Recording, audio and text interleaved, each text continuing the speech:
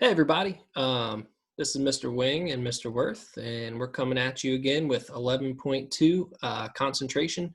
We're still talking about solutions. We're going to be going over three different ways to tell concentration, and it should be pretty short and sweet. I'm excited. I'm short and sweet, Mr. Wayne. Yeah, you are.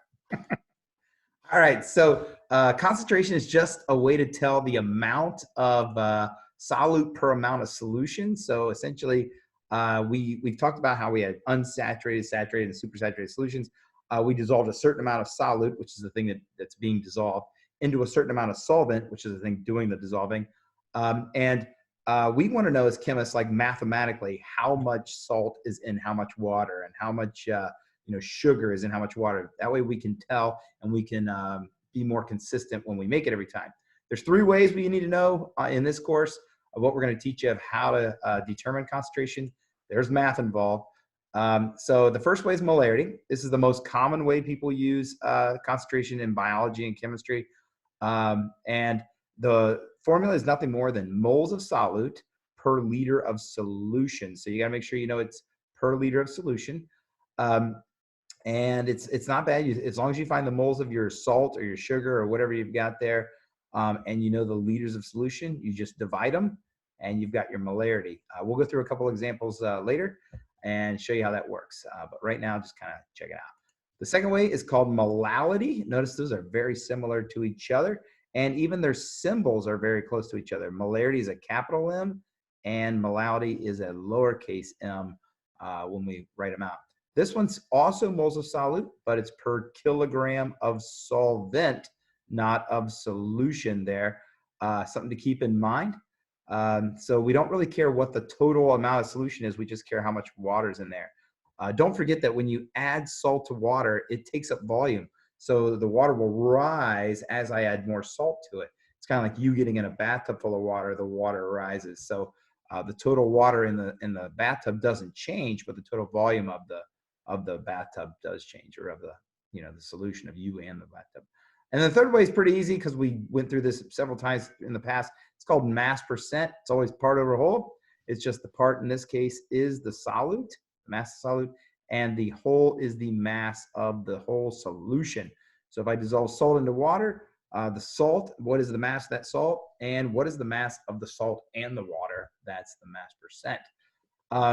One thing to add here, Mr. Worth, is Yeah. they can find these formulas on their cheat sheet. Yeah, A that's lot right. of times students are like, wait, how do I know? Just cheat sheet has it. So when we get to do the practice problems, make sure you check that out.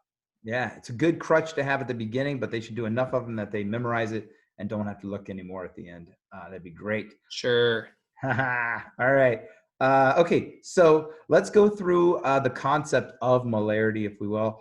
Let me see. So each one of these green things represents a mole of something. Like it could be a mole of sodium chloride salt, or it could be a mole of sugar. It could be a mole of whatever it is. And then this blue part represents the volume of the solution or whatever. So it's like the water that's in there. And what we see here is we have 1, 2, 3 moles of solute, and it's in a total of 1 liter of solution. So what we have is we have 4 moles in 1 liter. That would be what we call 4 molar. Notice the capital M, Mr. Wing. Isn't that awesome? So there you go. So awesome. It is great. So imagine we have the same 4 moles here, but we have these guys right here. They're the same 4 moles. But what we did was we evaporated a lot of the water away. Notice what happened to the concentration. It went up to 8 molar. If you think about it, you just take the moles, 4 moles, and you divide by the liters, but in this case, it's only half a liter. So 4 divided by 0.5 is actually 8 molar, and that's how it works. Now imagine we still had the 4 moles of the solute in there, but we added water until we got it to like 2 liters right there. That would be 4 moles divided by 2, which would be 2 molar.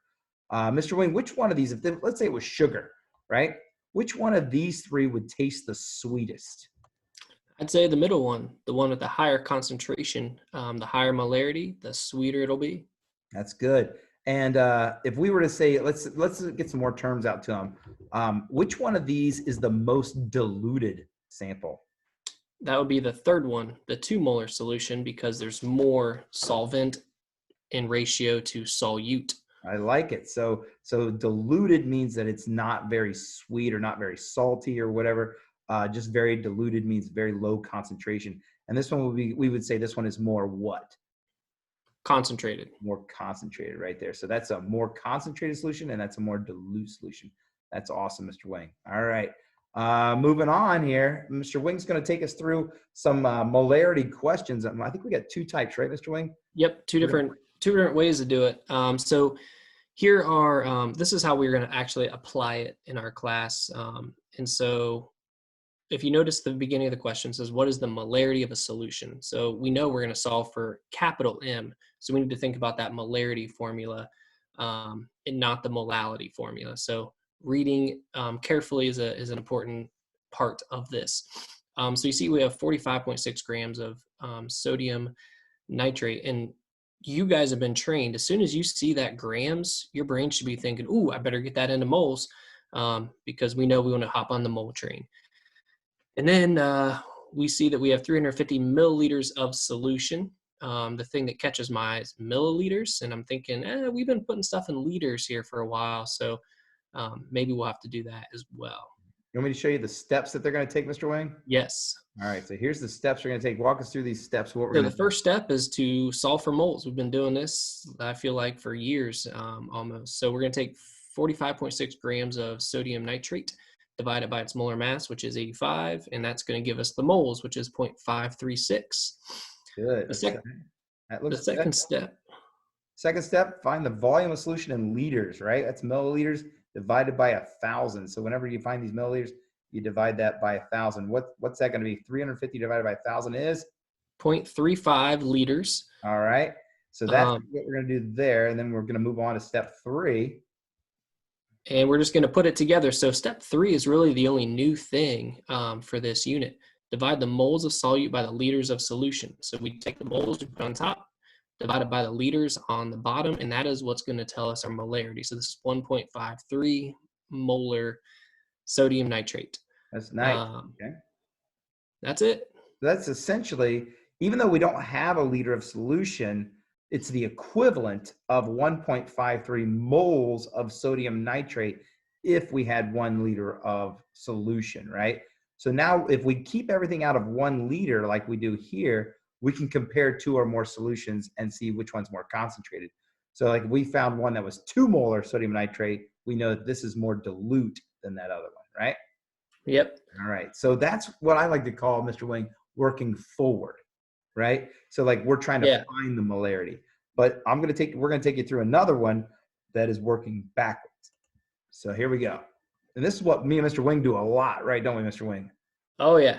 Yeah. So they don't really, we've done a lot of labs before COVID-19, but every time we did a lab and I pointed out and I held up a solution, I said, hey guys, this is an aqueous solution. A lot of the copper sulfate solutions, the blue ones, that the students really like those, pretty blue. But this is what we had to do to make those solutions. So anyway, let's work backwards and let's get to it. What mass of potassium nitrate is needed in order to make 300 milliliters of a 0.5 molar solution? So imagine that Mr. Worth and I needed 300 milliliters for a lab. And we know that in order for the lab to work correctly, it had to be a certain concentration. We know that was 0.5. So we need to figure out, okay, well, how much of the powder potassium nitrate do we need to put on the scale to figure out how many grams we need to make this solution? You want to add anything to that? No, we do this so much. Every time you see us do a 5 molar solution or a 0.3 molar solution, we have to do this math before we know how much to add to the stuff. I think you said it perfectly. This is just working backwards. And instead of finding the molarity, we're giving you the molarity and you got to find out how many grams of the salt to add. And that's it. So here's the steps. It's only a 2-stepper, Mr. Wing. That's beautiful. So we're going to find the moles. And we're using the molarity formula we just learned. It's just rearranged for us a little bit. So we're solving for moles, which we take the molarity times the volume. Notice we put that 300 milliliters into liters. We took 3 hops to the left, or as Mr. Worth said, we divided by 1,000 to get 0.15 moles. Now that we know moles, we can, once we're on the mole train, we can go anywhere, right? So we're going to go from moles, we're going to multiply by the molar mass, which is 101, to get to grams of potassium nitrate. And the reason we have to get into grams, not only is it because the problem told us it, but chemists use scales that measure in grams. I can't say, oh, I need 0.15 moles and put that on a scale. That's not going to read. So we have to get our units into something that's usable with the technology we have in the lab. So that's why we have to always, get back to grams. That's good. So essentially, this is a two-step problem. We take this molarity times volume. Now, the reason why we have to have this in liters is look at the dimensional analysis, if you will. It's moles per liter. And if we multiply by liters, that cancels out those liters and gives us that moles. If you took it times milliliters, it wouldn't work, right? So Yep. that's a pretty simple deal. So if you can memorize these two steps, just essentially, hey, what's my molarity? What's my liters? Boom, I know that's going to give me moles. That'll be huge later on, even tomorrow's lecture. Just molarity times liters gives us moles. If we can remember that, it's awesome, right? All Yep. right, Mr. Wing, let's Last go through slide. this crazy one, right? This is the last slide. This is a quick lecture, Mr. Wing. This is I awesome. like it. So one thing we didn't talk about much in here was the molality of stuff. But what we're going to do is I'm going to ask you guys three questions, essentially on this one. And I know it's kind of covered up by our picture over there because just because I wasn't ready for that situation. But I mean, we just want to see our picture anyway. What I want to do is with this information, imagine you gathered this information in the lab and we wanted to find out the molarity, the molality, and the mass percent of the sugar in the solution. Now keep in mind, it's the same solution. It's just three different ways to talk about the solution to other people, whether it's scientists or whether it's even consumers. Most of the people that I know are not scientists, and they like to hear it in mass percent. Like if you talk about hydrogen peroxide at the store, you buy it in 3% hydrogen peroxide. That's mass percent of what we're doing there. Most people don't talk about like, hey, I want to make my Kool-Aid 6 molar. But scientists do molarity. So let's talk about that. What we got here, what we know the molar mass of sugar is 342. The mass of sugar we put in the beaker was 68 grams.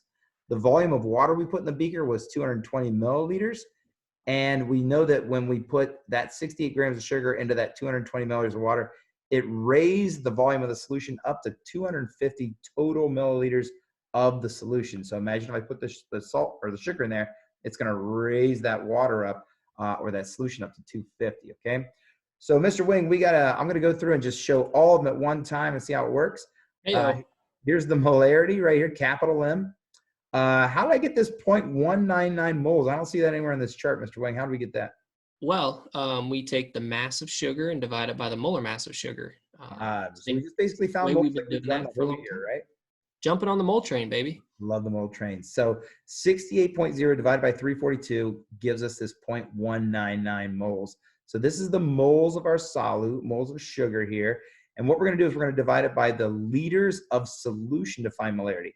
Here's our milliliters of solution. And once again, we boom, boom, boom. It is 0.25 liters. So the molarity of this solution is 0.80 molar. All right. Not too bad.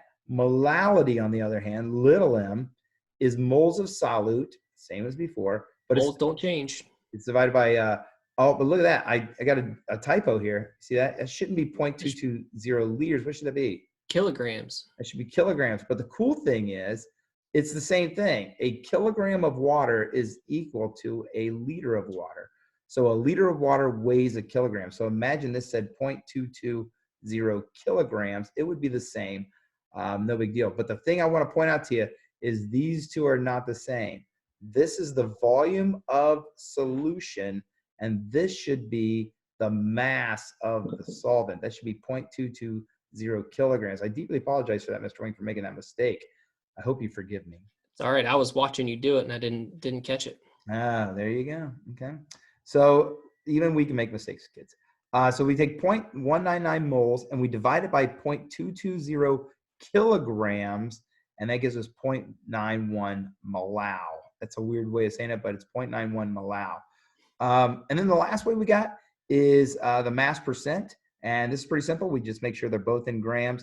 It is the part over the whole. What is the part of the solution that's sugar? 68 grams. And what is the whole solution? It's 250 grams. Now look, it's 250 milliliters. but the density of water is 1 gram per milliliter, so it weighs 250 grams. We take those and multiply by 100, and you've got your 27% of that solution is made up of sugar. All right. Mr. Wing, is that okay? You got anything to add to that? That's good. I just want to point out that, remember, a solution is anything where we take the solute and put it in a solvent.